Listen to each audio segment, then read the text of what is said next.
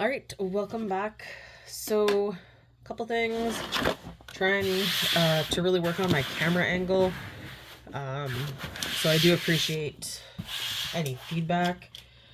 Trying to work on making sure I get in the camera angle, and now I kind of know the size of my table. But I am going to start building this miniature. So I got this off Amazon, and I am going to try to build it out. This is what I'm used to. So if you've watched the other videos, this is the smallest miniature I have ever made. And I did finally get the batteries, so I don't know if you can really see here, but it does light up now. So you actually just slide the top part back and forth to light it up. It's with a magnet. The only thing that I did is I did do a layer of hot glue around the lid because the lid was really loose and it kind of acts like a rubber seal.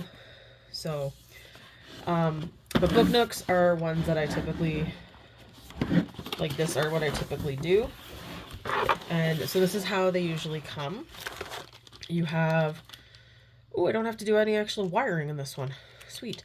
The last few that I've done, I've had to actually put wires together, which was a whole new experience for me.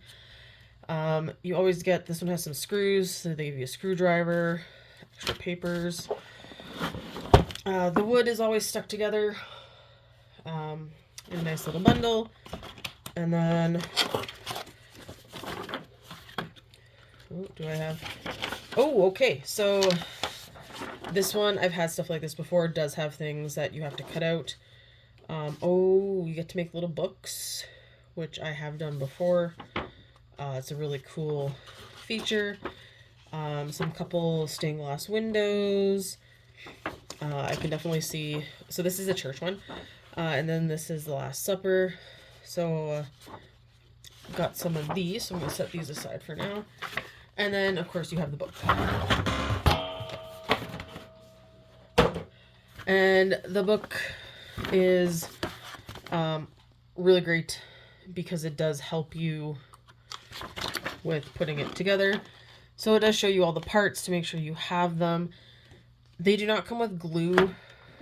I typically use like a gel crazy glue when I put them together.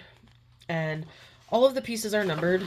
So they do make it really, really easy to do and put together.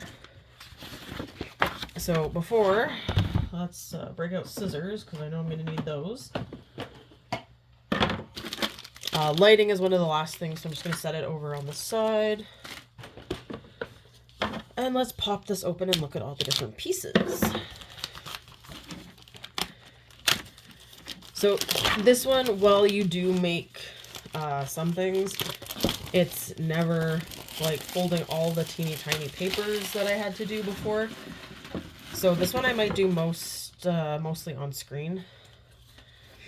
So this is the first piece, and you can see it's clearly marked D and all the little pieces. So I'm going to just line them up on the side so I can see them. This kind of looks like a battery spot. And this is C. Our E pieces.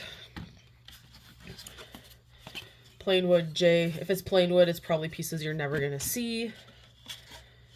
Oh, wow. Okay, so this is one of the sides. So it says, don't worry about tomorrow. Tomorrow has its own worries. And it feels really cool. Oh, I like that it's a rounded corner. And this is a beautiful background here. So we have some more images on this one. This one says spring and autumn in the temple. So those are definitely outside pieces. And you have some of the inside ones here. And one of the nice things when you buy these kits is they will come with all the pieces, and it's not as much cutting and gluing a bunch of little tiny things. So these are better for kids that are a bit older, but still it is really tiny And I'd make sure that you have kids that are really into this kind of stuff before you spend this money. So, up first we have a bunch, of course, of the little teeny tiny books. So,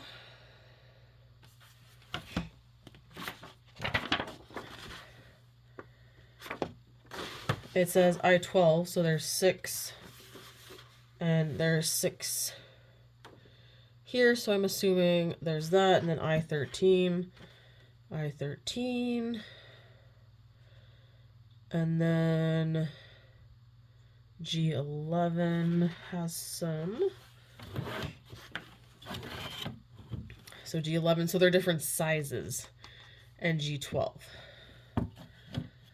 So we're going to start off with the I-12. So these are fairly easy to just pop out.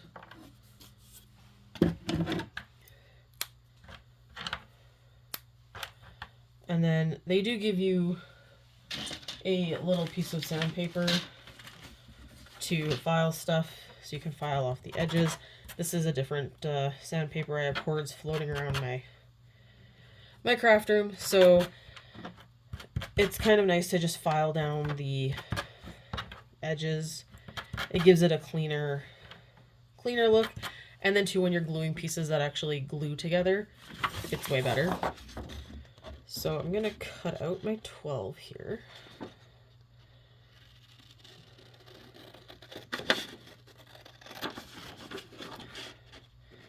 So one of these things that I love,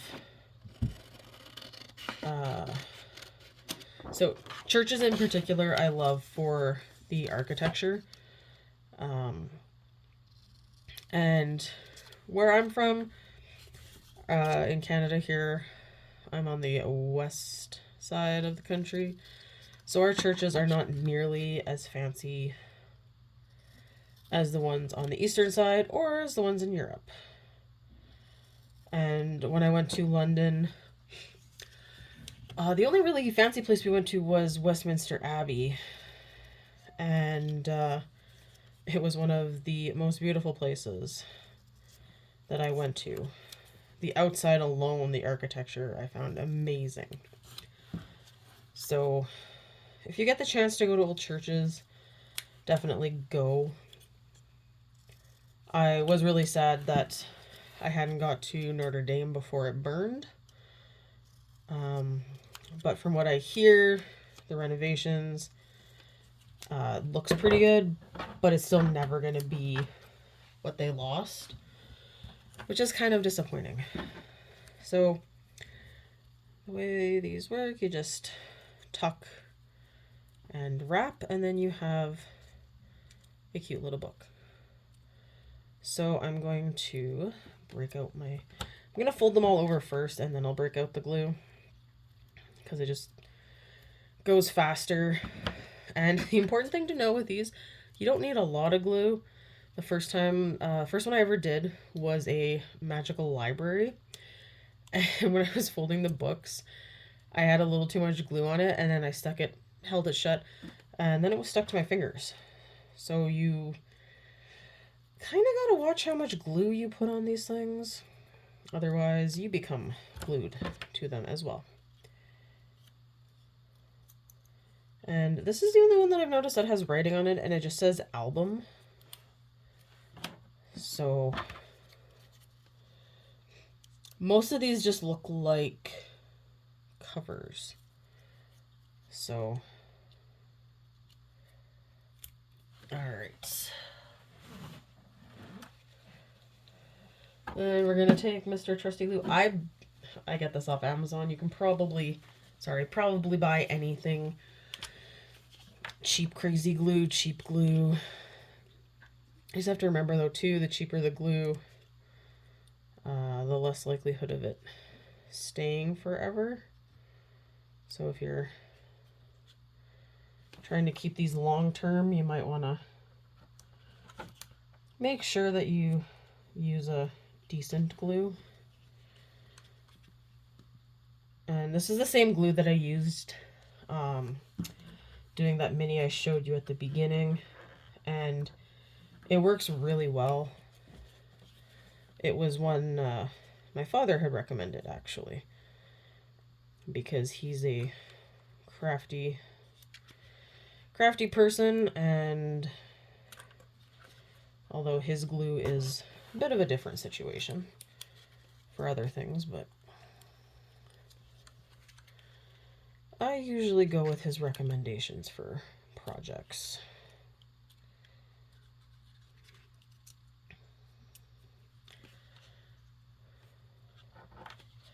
And I find this works really well with paper, so gluing these on is relatively quick and easy.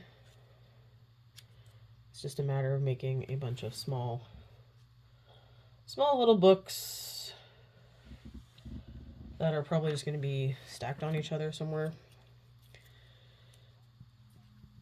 But it looks like you also get to make a phonograph. Now, I'm pretty sure there's going to be some viewers who have no idea what a phonograph is, and if it wasn't for the fact that I love old things, I probably would be a part of that. So it's basically like a record player, but, oops, that one was a little sticky. It's basically like an old record player, and was how most of music was played. All right, so now we're on to I-13. So the I-13s look to be about the same size as the 12s. But once again, just punching stuff out carefully. I mean, these ones are really not ones I'd worry about breaking, but these I'd be a little more concerned. So once again, just checking the edges,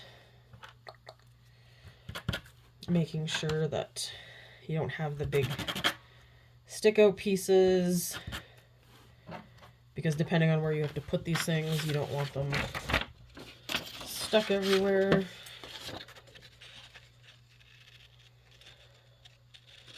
And based on the pictures here, I'm guessing number 15 is definitely the Bible for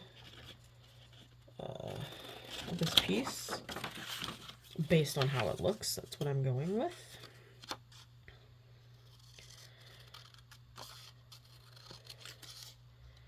It's really funny, I was all excited. I'm like, I'm not gonna have to cut in this one.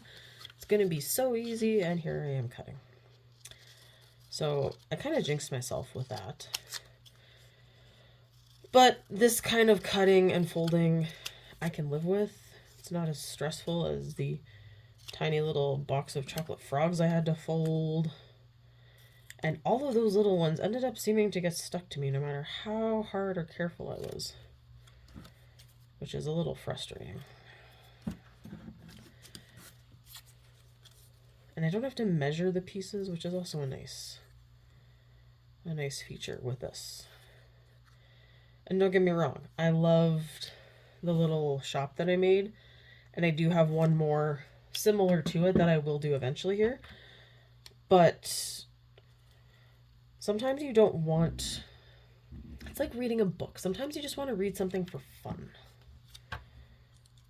And it's kind of why I like doing the mini balls. They're a cool, quick little project you can do, and you're done in half an hour tops, which is kind of nice when you got a busy schedule, something you can do to take a little bit of a break. And it's not something that a lot of people actually do anymore, is take breaks. I know as a teacher, usually during the whole day, I'm go, go, go. So it's kind of nice to come home and do this.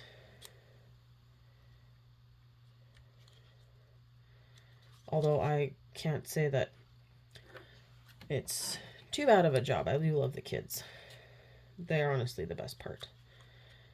And I'm actually teaching my students. I started last year teaching them how to battle with Pokemon cards. And I have quite a few this year that are really excited and into it. So we just started, so we're looking at building decks. And this would be the point in my video I'd like to give a shout out to one of my former students who actually plays competitively and donated a bunch of cards to us so I could teach the students, as well as a random lady I met at a GameStop, and we were talking about Pokemon, and she brought a whole bunch of old tins that she had that she didn't use that she didn't want anything for them, just brought them and dropped them off for me. And I was really touched by that, so I appreciate that, and so do the students. So the tins have actually become prizes with a lot of the extra cards I have, and it makes for a really fun competitive tournament when you have prizes. And the fact that I don't have to go out and buy prizes every tournament means we can do them a little more often and not just battle for fun, but do competitive. All right, now G. I just love the view on all of this. I'm really enjoying this right now. Okay, G11. So now we're down to 3 books. So I do find it's a little harder when the pieces you need are in the center. And while I'm here, I'm going to punch out G12. Carefully, hopefully. Come on. Oh, sure. Hard one, and one just falls out like it has. So these ones are really tiny compared. It's like they get progressively smaller. Okay, and then the G's are a little larger. Because like I said here, it looks like in 15 that they're the holy books. There's the Bible and the other one that I'm blanking on at the moment. I am a bad person. Don't hold it against me.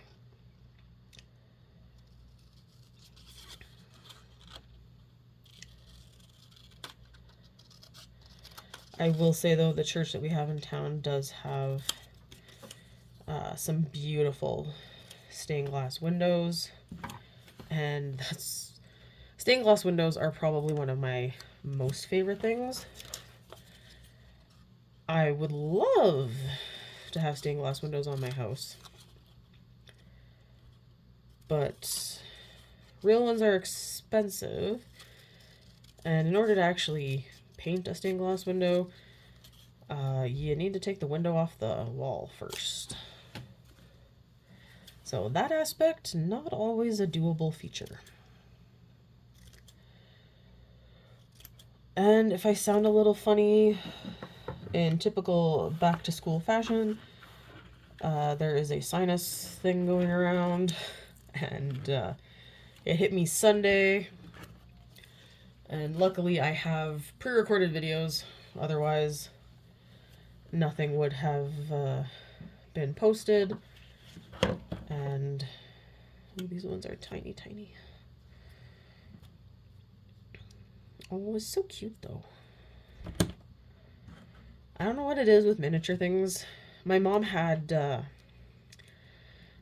this beautiful dollhouse, and I don't even know where she got it. She got it when she was in her early 20s. And it was always something she wanted, and it has a plug-in, it lights up.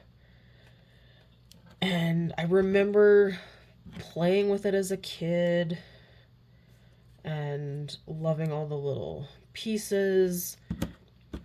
So I think that's where some of my love of miniatures came from.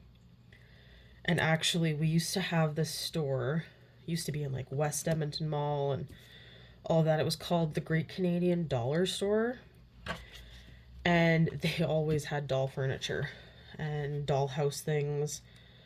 So I loved going in there until they closed. They closed. Oh God, back in early 2000s, I think. So I was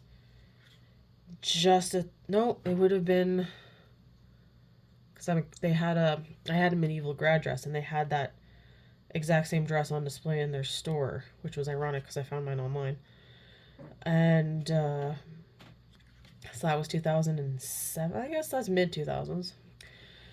And yeah, they just disappeared, and it really sucked. They had a lot of cool, in typical dollar store fashion, they had a lot of different and unique things. So it was really, really sad when they closed. Kind of like how all the Disney stores in Canada closed. That was a real downer too. Although I managed to get to Edmonton just before, so they were having a huge sale on everything in the Disney stores. I hit 2 different malls, and I made off with lots of Beauty and the Beast stuff, which is my favorite Disney movie. So I was pretty excited for that one. But then the fact that if you want anything Disney, you gotta order online. Not that I don't like my online shopping, because that is a thing. It's bad enough when my students always know, because the people come and deliver a package and ring the doorbell. And as soon as they heard the doorbell, they'd be like, Amazon. Because they know where I shop.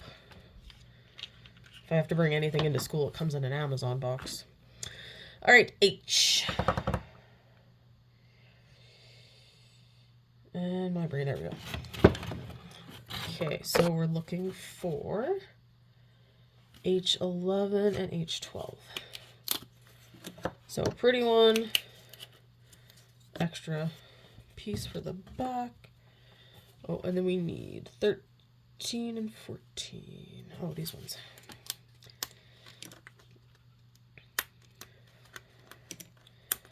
So I always try to look a little bit ahead. Sorry if I hit the camera. I feel like I don't have enough space here in my life. All right. Checking my edges to make sure they're all good. And checking that you can see what I'm doing. Perfect.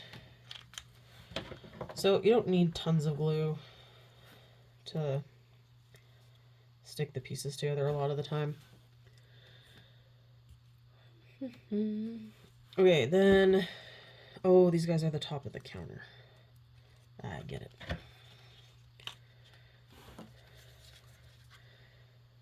And there are definitely some situations where I feel that there should be more glue, so at times I do try to make sure there is enough glue, because it just sucks if it all falls apart. I do have, there was, oopsies, a couple that I got, I know you can get them at Michael's, and they were really cool because a lot of it snaps together to hold, which is great. But when I moved, a few of the pieces came off, so I had to kind of fix that. So that was a bit of a downer. Okay, H, candlesticks. So here are, okay. So the tinier the ones, the more careful you have to be. And it's looking like the bottom's not even really stuck.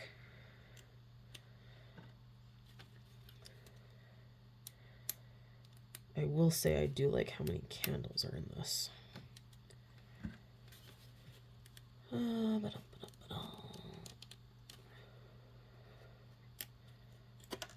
Okay, one more to go. One more panic. Okay. Now, let's check my... It's mostly the top. All right. So, okay. I'm going to break out some tweezers. I feel like... So this one you have to be careful because there's no picture on that side, picture on that side. And of course you want the picture side. So it says that these go on the front. And you may notice me occasionally gluing myself to things, so just so you know. So just a little bit of glue on the bottom.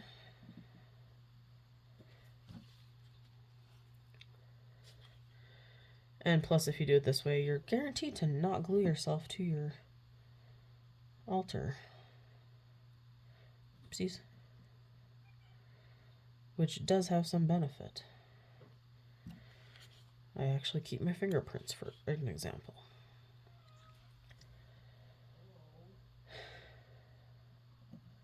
Oh no, dropped a candle.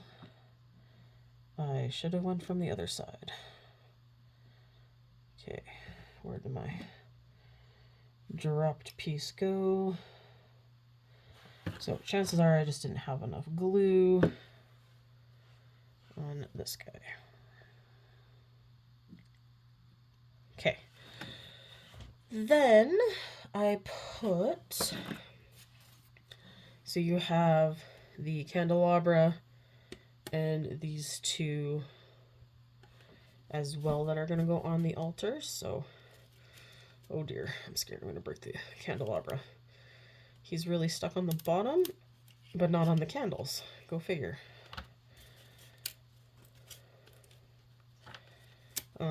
I know my dad has been on me.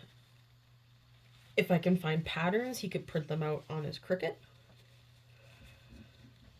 So if there's anybody here watching that has a Cricut, that is an option. And if you have no idea what a Cricut is, it is not the little chirpy creature. It is a crafting machine. The first time I ever heard of it was for scrapbooking. But there are so many more things you can do. Some people actually use it to make t-shirts, which I think is ridiculously cool.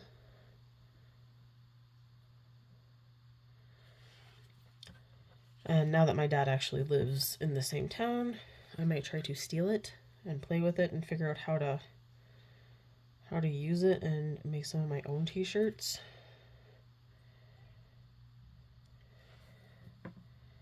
Because I have seen some cool ones. And I take screenshots so I have record of them to make later.